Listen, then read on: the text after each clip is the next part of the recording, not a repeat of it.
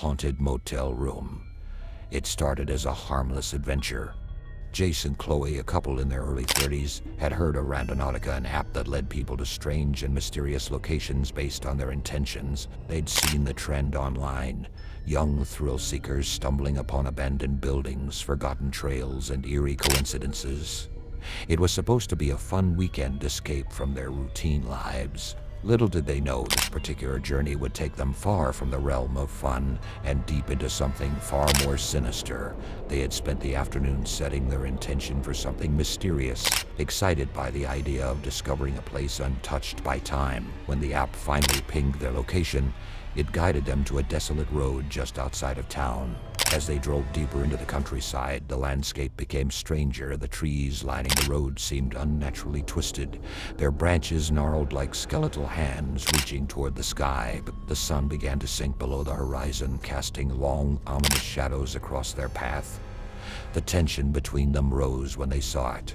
An old, run-down motel appeared on the side of the road. The building seemed to materialize out of nowhere, as if it had been waiting for them all along. The paint on the walls was peeling, revealing the worn wood beneath, and the sign that once proudly announced vacancy now flickered dimly, barely visible in the twilight. "What is this place?" Chloe asked, her voice laced with unease. "It's not on the map," Jace muttered, squinting at his phone. "It's like it doesn't even exist." Despite their hesitation, curiosity got the better of them. They pulled into the cracked, overgrown parking lot, feeling as if they had crossed some invisible boundary into another world. There were no other cars, no signs of life. Only silence, thick and oppressive, hung in the air.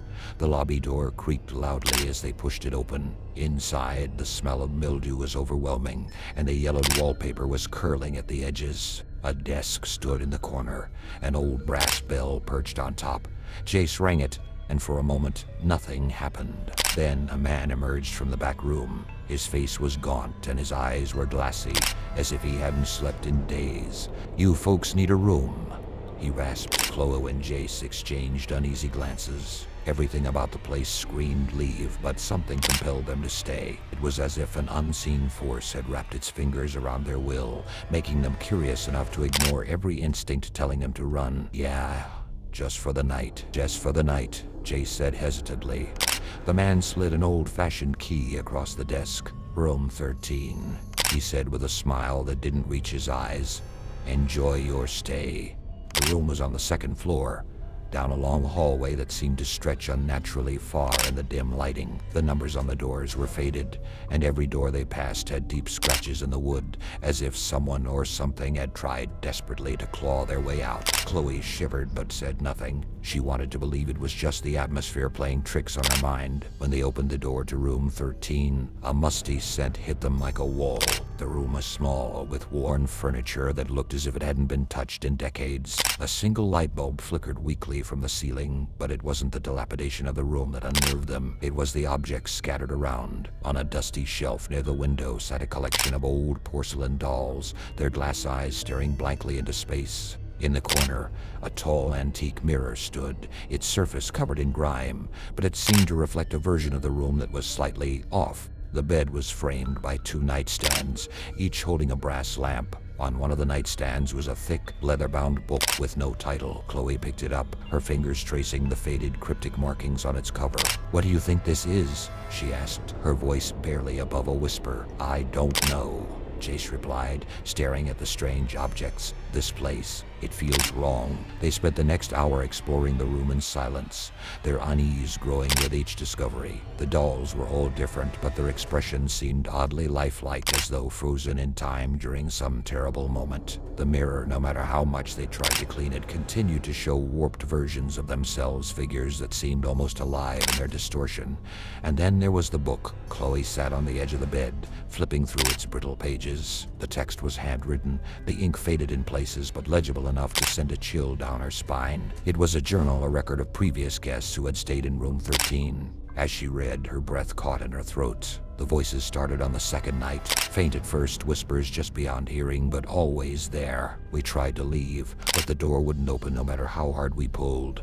Another entry, I saw it again. The figure in the mirror. It's watching me. Every time I look away, it gets closer. Her hands trembled as she read the final, hastily scrawled note. Not stay here. It won't let you leave. The words were followed by a dark smear of ink that looked suspiciously like dried blood. Jace, Chloe breathed. I think we need to get out of here. Just as she spoke, the lights flickered, plunging the room into darkness for a brief moment. When they came back on, the mirror caught their attention. Something was wrong. Jace approached the mirror cautiously, his breath catching in his throat. There, reflected in the glass, was a figure standing in the corner of the room. A shadowy, featureless silhouette. He spun around, but the corner was empty. Did you see that? He whispered, his voice shaking. Chloe nodded, her face pale. We need to leave. Now. They grabbed their things and rushed to the door. Jace twisted the handle, but it wouldn't budge. He pulled harder, panic rising in his chest. It won't open, he gasped,